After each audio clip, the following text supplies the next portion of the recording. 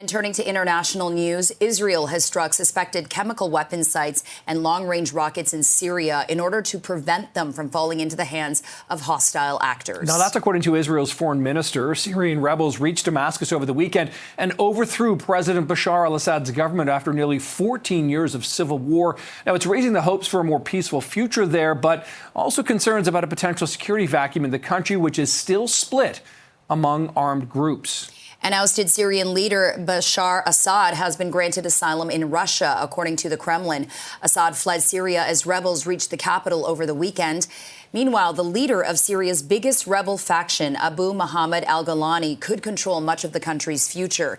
He is a former al-Qaeda commander who cut ties with the group years ago and says he embraces pluralism and religious tolerance. His group, though, HTS, is considered a terrorist organization by the U.S. and the UN.